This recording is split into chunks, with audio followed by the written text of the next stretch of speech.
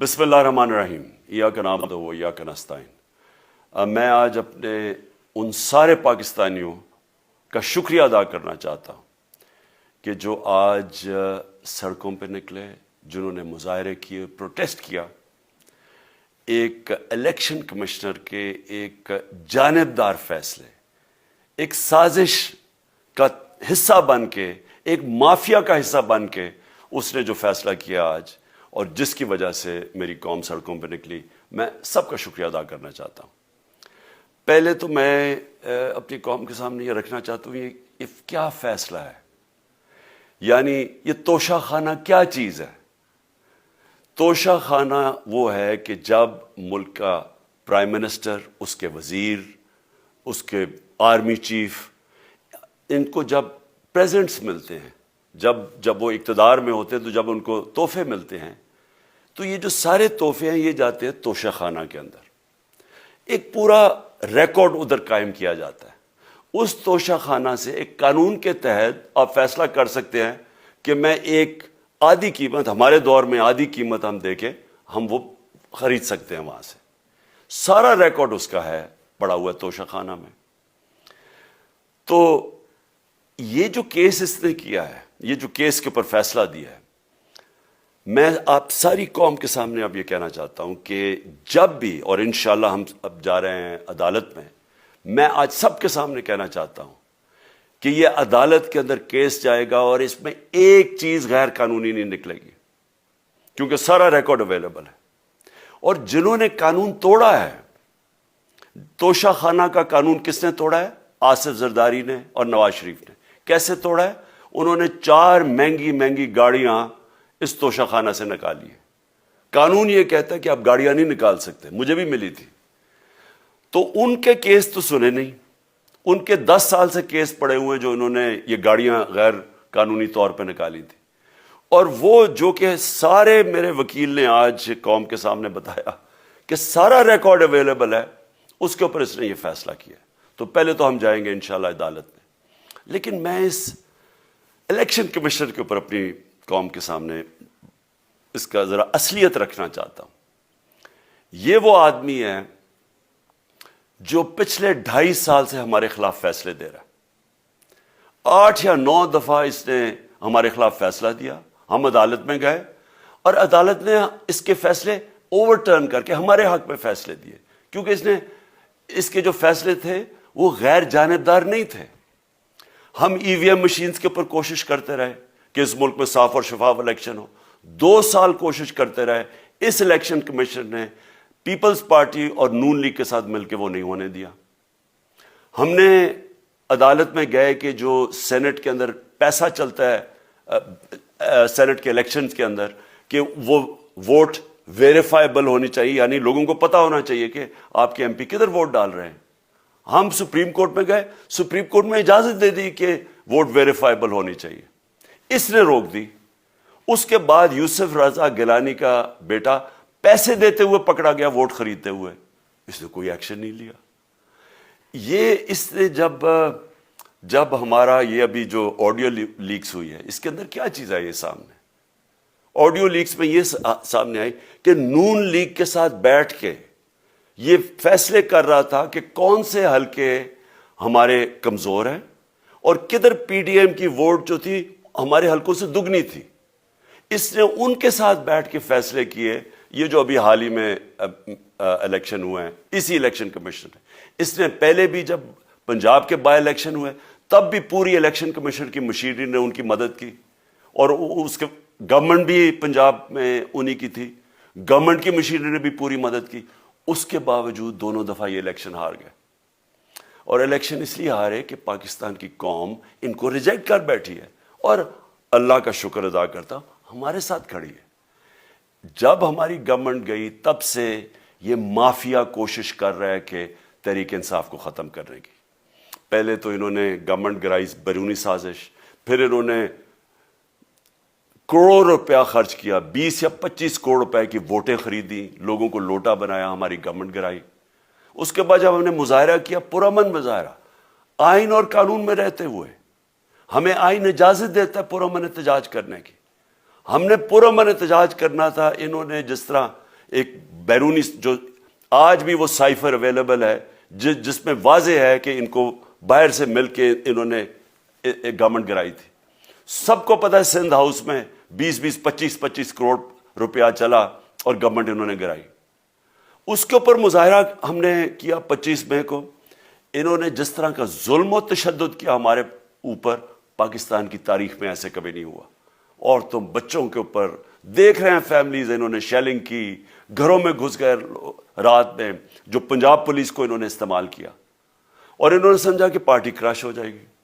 پھر بھی نہیں ہوئی. پنجاب کے بائی الیکشن ہار گئے.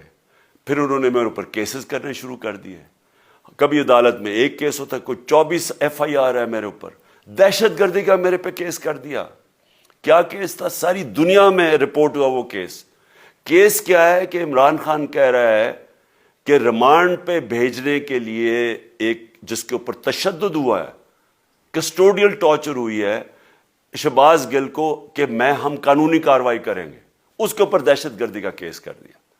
تو پوری کوشش کرتے رہے نہ کسی طرح اس کو, کیونکہ میچ میں تو آپ کھیل نہیں سکتے تھے, تو عمران خان کو میچ سے نکال دو باہر.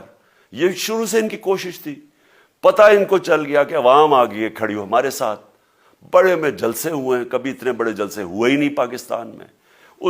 اور پھر یہ جو ابھی جو الیکشن ہوا ہے اس کے اندر پوری پلاننگ کرتے ایک کینڈیڈیٹ کھڑا کر کے پھر بھی ہار گئے.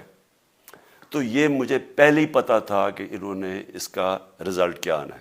میری ساری پارٹی کو پتا ہے, میں نے ان کو واٹس ایپ کیا, اپنے سارے لوگوں کو بتایا. مجھے کل رات میں نے سب کو بتا دیا کہ اس نے ڈسکوالیفائی کرنا ہے, کیونکہ یہ اس سازش کا حصہ ہے, یہ مافیا کا حصہ ہے. اور مافیا کیا کوشش کر رہی ہے یہ ذرا ساری قوم سن لو. جو پاکستان کی سب سے بڑی پارٹی ہے, جو فیڈرل پارٹی ہے, باقی پارٹیز تو اب صوبائی پارٹیز رہ گئی ہیں, چھوٹی سکڑ کے ہو گئی ہیں فیملی پارٹیز. جو سارے ملک کے اندر ایک فیڈرل پارٹی ہے اس کو ختم کرنے کی کوشش کر رہے ہیں. اور یہ میں پھر سے اس ملک کی تکلیف دے جو ہمارا تاریخ کا حصہ تھا, جب ایسٹ پاکستان ہمارے سے علیحدہ ہوا, کیا ہوا تھا؟ جو پارٹی کو سب سے بڑا مینڈیٹ ملا اسی پارٹی کو ختم کرنے کی کوشش کی. ملک کا جو ہوا وہ تاریخ کا حصہ ہے. یہ پھر کوشش کر رہے ہیں کہ ایک پارٹی جو ساری فیڈریشن کو اکٹھا رکھ سکتی ہے اسی پارٹی کو ختم کرنے کی کوشش کر رہے ہیں کہ جناب عمران خان کو کسی طرح ڈسکوالیفائی کرے اور پھر الیکشن ہو. اور پھر مجھے اور نواز شریف کو ایک ہی طرح دکھایا جا رہا ہے کہ اچھا جی عمران خان بھی ڈسکوالیفائی ہو گیا تو نواز شریف بھی ہو گیا. نواز شریف اس ملک کا بڑا مجرم ہے. 30 سال سے چوری کر رہا ہے اس ملک کا پیسہ باہر. بڑے بڑے محلات ہیں اس کے اور اس کے بچوں کے باہر. ایک رسید نہیں دکھا سکتا کہ پیسہ کدھر سے آیا. میں نے کرکٹ کھیلتا تھا تو میں نے ایک فلیٹ خریدا. میں تو پبلک آفس ہولڈر بھی نہیں تھا. 34-35 سال پہلے میں نے فلیٹ خریدا جب کرکٹ کھیلتا تھا. اس کے باوجود میں نے 8 مہینے عدالت کے اندر ایک ایک رسید بتائی کہ مجھے کدھر سے انکم آئی, کدھر سے آمدنی آئی, اور باہر سے حلال کے پیسے کی جو میں نے جو خرچہ جو خریدا فلیٹ, اس کو جب بیچا بینک کے تھرو پاکستان میں پیسہ لے کے آیا, اپنے ملک میں پیسہ لے کے آیا. اس کی بھی منی ٹریل تھی. عدالت نے مجھے صادق اور امین کا, اور مجھے مقابلہ اس آدمی سے کر رہے ہیں جو اربوں روپے کی پراپرٹیز لے کے بیٹھا ہوا ہے. کبھی کوئی جھوٹ بولتا ہے کہ جی مجھے قطری کھاد کے جی قطری نے پیسے دے دیے, کبھی وہ کہتا ہے یہ ہیں وہ ذرائع, وہ فیل ہو جاتا ہے. وہ بیٹی کہتی ہے میرے لندن تو چھوڑو پاکستان میں کوئی پراپرٹی نہیں, اور پھر پراپرٹی نکلا. یعنی جو بتا ہی نہیں سکتے کہ اس ملک سے باہر اربوں روپے کی پراپرٹیز ہے, اور اس کو اور میرے ساتھ کر رہے ہیں کہ جی اب دونوں ڈسکوالیفائی ہو گئے. اور جو سب سے شرمناک چیز کیا ہے کہ جس آدمی کی ساری پراپرٹی سب پاکستان سب ڈکلیئرڈ اپنے نام پہ, اس کو ڈسکوالیفائی کر رہے ہیں, اور یعنی میچ سے باہر رکھنے کی کوشش کر رہے ہیں. اور کن کو اس ملک میں بچایا جا رہا ہے؟ اس ملک کے بڑے بڑے مجرم جن کے اوپر اربوں روپے کے کیسز ہیں, وہ آ کے پہلے تو ان کو سازش کے تحت ملک پہ بٹھایا جاتا ہے, پھر وہ قانون اسمبلی میں بیٹھ کے نیب کا قانون چینج کرتے ہیں اور 1100 ارب روپے اپنا معاف کروا لیتے ہیں. قوم جب نیچے پسی ہوئی ہے آج مہنگائی میں, بے روزگاری میں, 6 مہینے میں انہوں نے ملک کدھر سے کدھر پہنچا دیا ہے. آج دنیا کہہ رہی ہے کہ پاکستان قرضے نہیں اپنے واپس کر سکتا, ہمارے بانڈز کریش کر گئے ہیں, ہماری انڈسٹری نیچے جا رہی ہے, ہمارا فورن جو پاکستان میں ڈالرز آنے تھے ایکسپورٹس بھی نیچے جا رہی ہیں, ریمیٹنس بھی نیچے جا رہی ہے, ملک کی دولت کم ہو رہی ہے, گروتھ ریٹ نیچے چلی گئی ہے, کسان علیحدہ سڑکوں پہ نکلے ہوئے ہیں, ٹیکسٹائل انڈسٹری وہ 20% بند ہو گئی ہے. 6 مہینے میں وہ پاکستان کو یہاں لے کے آئے ہیں اور اپنے صرف پیسے بچا رہے ہیں, صرف آ کے اپنی چوری بچا رہے ہیں. اور جو آدمی 26 سال سے سٹرگل کر رہے ہیں اس ملک میں, قانون کی بالادستی ہو, انصاف ہو, احتساب ہو, اس کے اوپر کیسز کر رہے ہیں اس طرح کے, صرف اور صرف میرا منہ بند کرنے کے لیے. میں آج اپنی ساری قوم کے سامنے یہ آپ سب کے سامنے یہ وعدہ کرتا ہوں کہ میری جتنی بھی زندگی ہے وہ ان چوروں کا مقابلہ کرنے کے لیے. میں اس کو سیاست نہیں سمجھتا, میں اس کو جہاد سمجھتا ہوں. یہ جو مافیا بیٹھا ہوا ہے جس کا یہ حصہ ہے یہ الیکشن کمشنر, میں جب تک زندہ ہوں میں ان کا مقابلہ کروں گا. میں اپنے سارے آج جو پروٹیسٹرز بیٹھے ہیں, میں آپ سب کو آج پہلے تو شکریہ ادا کرتا ہوں. اب میں کہتا ہوں کہ اب آپ پروٹیسٹ ختم کر دیں. آج آپ پروٹیسٹ اب ختم کر دیں, کیونکہ لوگ اس وقت مشکل میں ہیں اور میں نہیں چاہتا کہ میری قوم مشکل میں ہو. لیکن آپ سب تیاری کریں.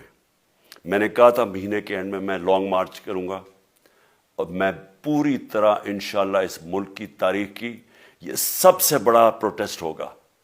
اور یہ صرف لانگ مارچ پہ ختم نہیں ہوگا, یہ میری حقیقی آزادی کی تحریک چلتی رہے گی جب تک اس ملک کے اندر قانون کی بالادستی قائم نہیں ہوگی.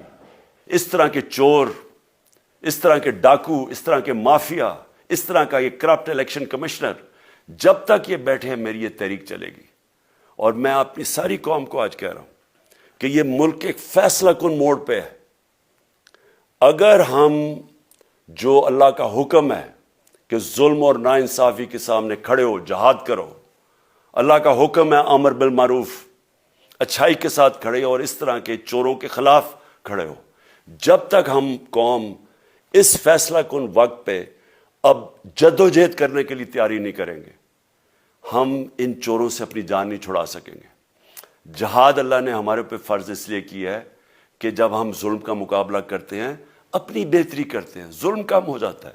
جب ہم اس طرح کی ناانصافی اور ظلم کے سامنے سر جھکاتے ہیں ہماری معاشرہ تباہ ہو جاتا ہے. جب معاشرہ اچھے اور برے کی تمیز ختم کرتا ہے, یہ چور جا کے ملک کا فیصلہ کرتے ہیں, وہ معاشرہ کو تباہ کر دیتے ہیں. ہم آج اس فیصلہ کن وقت پہ کھڑے ہیں. میں آپ کو کال دوں گا, پھر سے میں آپ کو کہوں, اور انشاءاللہ اس ملک کی تاریخ کی یہ سب سے بڑا مظاہرہ ہوگا, یہ سب سے بڑی پروٹیسٹ موومنٹ ہوگی, اور یہ رکے گی نہیں. اب یہ جب تک ہم اس ملک کو حقیقی طور پہ آزاد نہیں کرتے, یہ میری پروٹیسٹ موومنٹ اب چلتی رہے گی. پاکستان زندہ باد.